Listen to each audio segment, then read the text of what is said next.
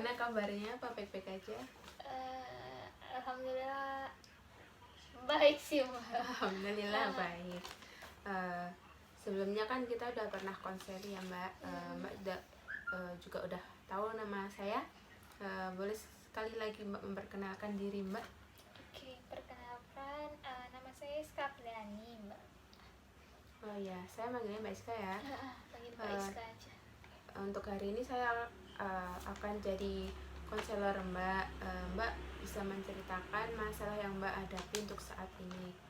Silahkan Mbak bisa bercerita.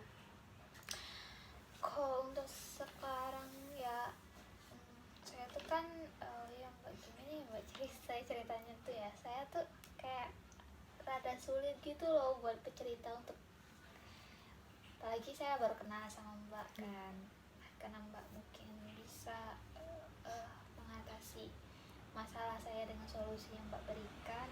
Saya akan menceritakan masalah yang sedang saya hadapi. Saya itu yang dari itu loh, dari bapak sama ibu saya itu cerai gitu loh Mbak. Saya itu dari anak broken home, dan saya tuh punya 3 adik. Saya tuh anak pertama gitu kan, itu kayak nggak rasa berat banget gitu loh, gitu loh Mbak. Apalagi saya tuh masih muda, umurnya baru 18 tahun, terus baru kuliah juga tahun ini, baru mau masuk kuliah gitu. Itu ngerasa kayak berat banget gitu loh Mbak. Untuk sebelumnya Mbak nggak usah khawatir ya, karena di konseling saya ini memiliki asas kerahasiaan. Jadi data-data Mbak nggak bakal tersebar di mana-mana. Saya akan jaga permasalahan Mbak ini dengan rapat-rapat. Sebelumnya hambatan apa yang membuat Mbak ngerasa berat banget sih untuk masalah ini? Hambatan yang pertama itu ya Mbak, saya tuh belum siap gitu loh, kayak ngerasa awalnya tuh masih adem ayem gitu kan, tiba-tiba lah kok gini gitu. Kayak apa mereka nggak ngerti ya kalau aku tuh baru mau masuk kuliah, terus aku punya 3 adik juga yang masih kecil-kecil, jadi kayak apa aku nggak usah kuliah aja gitu kan. Terus mereka tuh kayak gini loh Mbak, kayak kamu tuh mau ikut bapak atau ikut ibu gitu kan. Dan kayak ngerasa gimana ya, kayak aku tuh pengen dua-duanya, tapi kayak sulit aja untuk memilih salah satu dari mereka. Yang kesulitan aku sih ya, kayak nggak pengen mereka pisah aja sih, kasihan adik-adik aku juga. Mbak kayak ngerasa nggak nyaman gitu ya karena dipaksa harus memilih antara ibu atau bapak. Padahal Mbak pengen sekali sama dua-duanya gitu ya. Pengen sekali kan, kasihan adik-adik juga tuh kan masih kecil, masih membutuhkan lah intinya. Itu yang membuat Mbak selalu berpikiran untuk saat ini. Iya sih Mbak gitu. Mbak selalu bikin apa ya? Itu tadi bikin Mbak selalu kepikiran, selalu nggak fokus untuk apa-apa gitu kah? Ya kayak nggak fokus, kayak kayak kayak ngerasa dunia itu nggak adil gitu loh Mbak. Kayak kenapa tuh semuanya harus saya sih yang mana ya, harus merasain semuanya, padahal kan saya tuh nggak pengen gini gitu kan. Pengennya ya adem ayem kayak dulu, kayak ya masih kalau pergi liburan tuh masih bareng-bareng gitu. Kalau mungkin sekarang tuh kayak udah agak sulit Udah gitu beda loh. ya, Iya udah suasananya rasanya udah beda kayak dulu. Kalau dulu kan selalu lengkap keluarganya, untuk sekarang kan jadi nggak lengkap gitu ya. gitu. Sebelumnya kan Mbak juga pernah menghubungi saya via WhatsApp kan. Apakah permasalahan yang Mbak inginkan di via WhatsApp itu sama sekarang masih sama atau beda? Masih sama sih Mbak, nggak ada perubahan kan. Kemarin kan mungkin saya ceritanya tuh nggak begitu sedetail sekarang kan.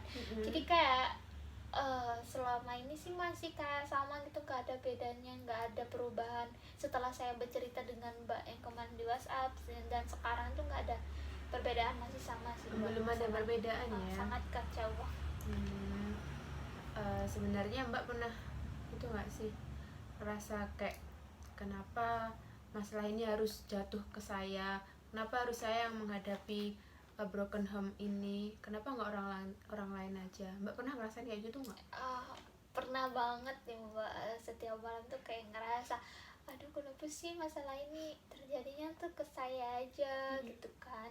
Kan masih saya tuh nggak kuat loh, nggak bisa ngadepin masalahnya sendirian gitu. Saya tuh nggak sekuat apa yang dikira gitu kan. Saya juga sebagai anak pertama juga tuh kayak ngerasa ini susah banget loh gitu buat dihadapin untuk selanjutnya gitu. Saya tuh ya dari itu masih utuh aja tuh kayak susah gitu kan minta kasih sayangnya, apalagi sekarang tuh udah bisa gitu. Nah, berarti kan Mbak juga udah cukup lama kan untuk menghadapi masalah ini. Selama ini yang bikin Mbak bertahan itu apa ya, kalau boleh tahu? Sebenarnya saya tuh gimana ya Mbak, agak berat sih kalau menceritakan kenapa saya bertahan selama ini. Ya bertahannya karena adik-adik saya yang 3 itu aja sih, kayak masih butuh kasih sayang gitu kan, masih butuh yang lengkap gitu. Mungkin saya dulu juga pernah ngerasain udah lengkap gitu, tapi adik-adik saya kan yang kecil itu kan belum pernah ngerasain.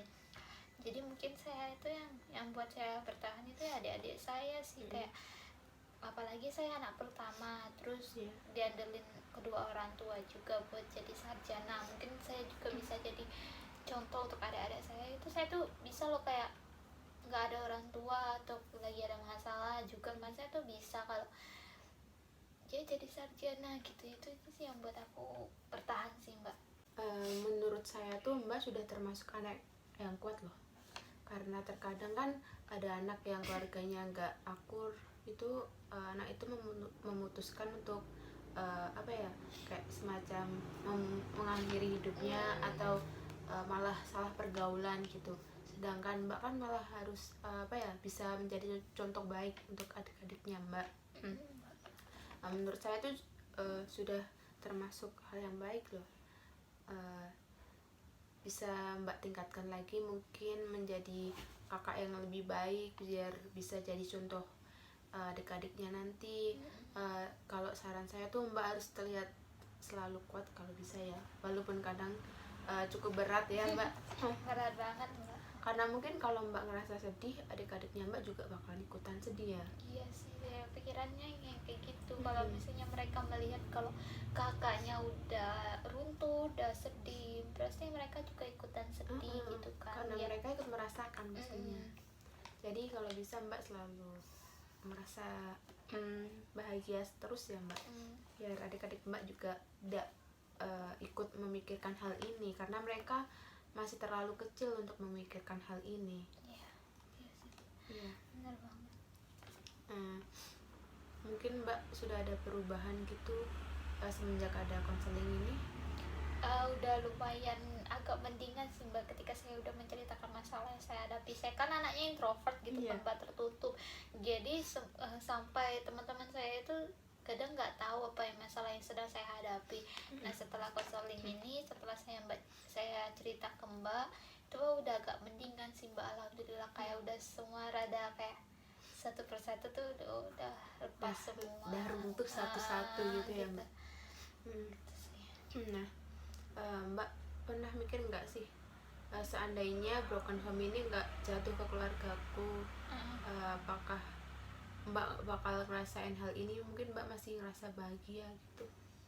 Iya sih Mbak, kayak menyalahkan takdir gitu loh. Pernah banget kan kayak kenapa sih semuanya harus terjadi. Kalau pengecualiannya sih kayak kalau ini nggak terjadi di keluarga saya, mungkin saya lebih semangat lagi untuk kayak ngejalanin hidup gitu. Karena saya bertahan itu ya untuk adik-adik saya. Kenapa saya bertahan sampai sekarang ya untuk adik-adik saya. Kalau siapa sih yang nggak pengen gitu kan keluarga masih lengkap gitu ya.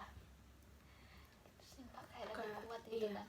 Karena sebagian orang kan kayak gimana ya, keluarganya tuh kayak tempat untuk mereka bercerita, tempat mereka pulang, tempat mereka sedih. Nah kalau semisal gini kan kayak keluarganya tuh gimana ya Mbak, kayak nggak ada tempat untuk pulang gitu ya Mbak. Pulang pun percuma gitu. Iya. Mbak, pulang pun percuma. Kayak itu bukan dikatakan pulang, tapi lebih dikatakan lebih cari penyakit gitu loh. Kayak lebih buat kita lebih sakit hati lagi. Mbak malah ngerasa kayak keluarganya tuh penyakit gitu ya.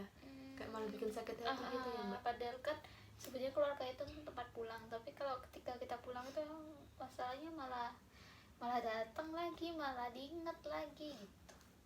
Tapi kalau boleh tahu apa itu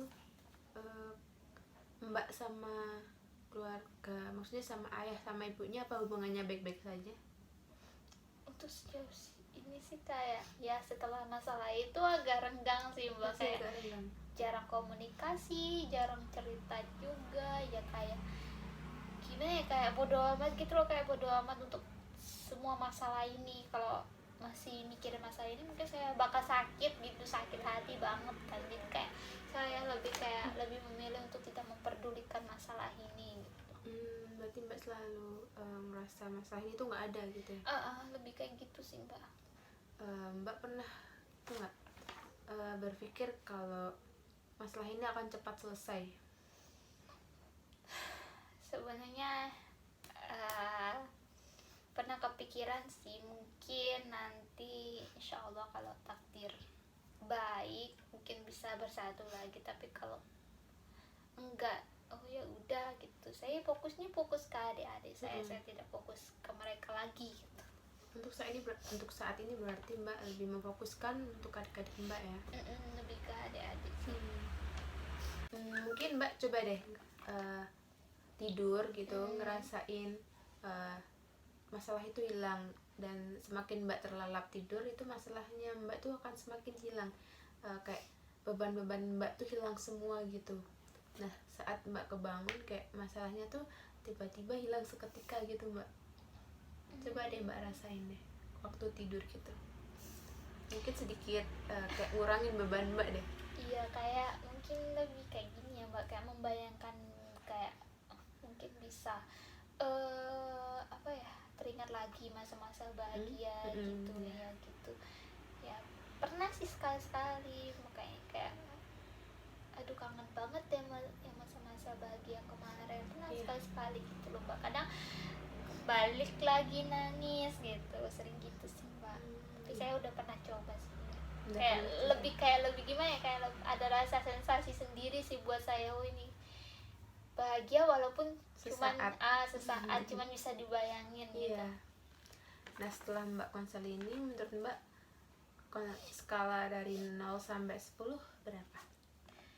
Sekarang sih kayaknya 7 ya mbak, udah agak mendingan, walaupun sebenarnya itu masih ada rasa masih gitu, mengganjal gitu masih mengganjal gitu, tapi sebenarnya udah agak mendingan sih setelah udah saya agak cerita. ya. Nah, jadi agak sedikit plong gitu ya. Pelong banget. Mbak itu sebelum ada masalah ini orangnya tuh ceria atau introvert atau gimana? Saya tuh orangnya bisa dikatakan ceria ya mbak, kayak ya lebih senang ya, kebanyakan ketawa, kebanyakan senang gitu. Mungkin kata orang berlebihan itu tidak baik. Sekarang tuh kayak lebih kayak tertutup gitu, kayak lebih ya sering menghabiskan waktu ke adik-adik saya. Dan sekarang itu kayak teman-teman itu bertanya, kamu tuh kemana sih gitu kan ya, karena mereka nggak tahu masalahku jadi aku kayak diem gitu. Kok kamu kebanyakan diem, biasanya kamu ceria gitu, sering banget gitu mbak. Jadi karena masalah ini mbak selalu mengurungkan diri ya? Kayak lebih kayak menjauhkan diri gitu dari itu. Jadi nggak seceria dulu lagi ya? Gitu mbak. Jadi nggak seceria itu lagi, kayak jadi kayak lebih pribadi, tertutup gitu. Kayak teman-teman itu, kok kenapa sih kamu ngejauh dari teman-teman yang lain, padahal mereka tuh sebenarnya nggak tahu apa masalah yang sedang saya hadapi itu loh mbak. Berarti hal itu membuat mbak terlalu berpikiran sehingga mbak selalu menutup diri mbak untuk saat ini. Iya. Ya. Pesan dari saya sih, mbak jangan terlalu memikirkan hal ini ya mbak, karena kan mbak dulunya aja orangnya ceria banget. Nah sekarang kan jadi tertutup gitu, mungkin teman-teman di sekeliling mbak jadi ngerasa kayak mbak itu beda gitu. Orang yang dulu ceria banget sekarang jadi murung gitu ya. Terlalu apa ya, jadi introvert sekarang ya. Iya sih mbak, gitu sih mbak. Terima kasih ya mbak udah kasih pesan, mungkin bisa lebih kayak menggali semangat saya lagi. Jangan gini, sebenarnya masalah itu bisa diatasi. Kalau dari pribadinya ya jangan berlarut-larut gitu mbak. Iya sih. mungkin untuk sesi konseli hari ini kita akhiri ya Mbak. Apakah sudah cukup membantu? Sudah cukup sih Mbak, makasih ya Mbak. Iya. Terima kasih Mbak sudah mendatangi saya. Mungkin kalau ada waktu Mbak bisa mendatangi saya kembali, bisa konfirmasi lewat WhatsApp dulu ya Mbak. Gitu. Nah, Iya. makasih Mbak untuk sebelumnya sudah mau menceritakan masalah yang Mbak hadapi untuk saat ini.